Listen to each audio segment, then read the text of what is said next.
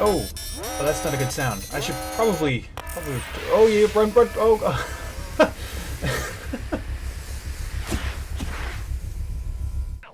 The Culling is the newest Battle Royale style game on the market, hitting early access on March 4th. This was actually 4 days ahead of schedule, which was a great surprise for people waiting on the game to release. Now, that's not to say the game had a perfect launch, but I've got to say I've been very surprised by this game so far. There's a common problem I run into with a lot of FPS games, and that's when movement doesn't feel responsive. It makes the game feel sluggish. But in this case, with the Culling, I was really pleased with how responsive both movement and attacking felt overall. And I didn't really feel like I had to worry about whether or not my inputs would be registered in the game. So that has been a huge plus for this game so far. And the gameplay itself is an entertaining mix of crafting, looting, and fighting to be the last survivor in a 16-player free-for-all. Or you can pair up with a buddy and play their team version where it's 8 teams of 2.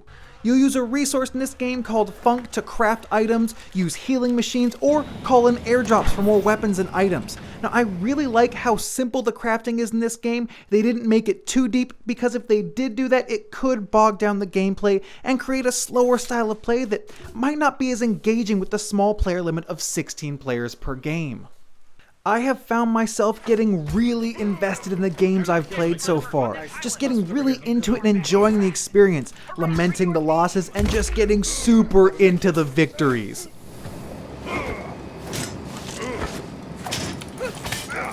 Yes!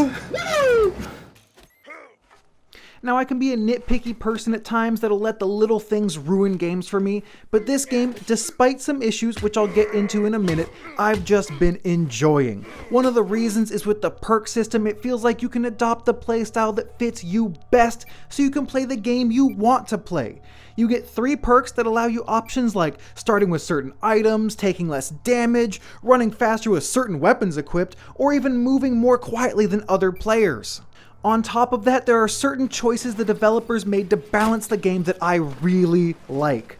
There are guns in this game. You aren't going to see a ton of them, but they do exist. And the initial thought is they'd probably be overpowered and easy to win with. However, one of my favorite mechanics is that if you're hit with a melee weapon while holding a ranged weapon, you will actually drop the ranged weapon, like the person attacking you has hit it out of your hands. This creates a great risk versus reward choice for people using ranged weapons against someone coming at you with melee.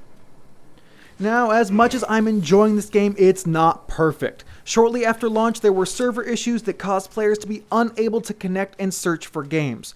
We had to continually restart the game until it connected properly. That issue resolved itself for me, however, but I can't say it's gone for good. The other major buzzkill issue I encountered was the game glitching out after myself and another player blew up to end the game, resulting in what I assume should have been a draw, but instead just gave me a blue sky, no defeat or victory screen, then just plopped me back into the main menu with no reward or indication of what place I received.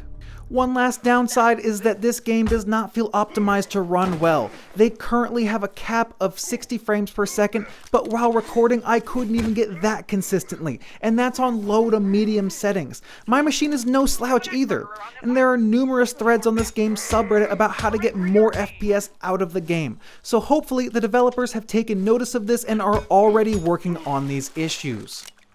Despite these issues, I'm still enjoying this game. None of the issues have been so bad as to diminish my enjoyment by any significant amount. I still just want to keep playing this game, and I sincerely hope the developers continue to tweak and improve this game up to and beyond its full launch, because at $15 this game is well worth picking up in my opinion. So if you haven't already, check it out on Steam now. That does it for this video. If you enjoyed it, feel free to click on that subscribe button for more gaming content. Thank you so much for watching. I'm Jangular, and I'll see you next time on AoE. Alright, I'm gonna try something. Forgive me here. Okay. I just need to know if that was a thing or Punches not. me in the face, kidding.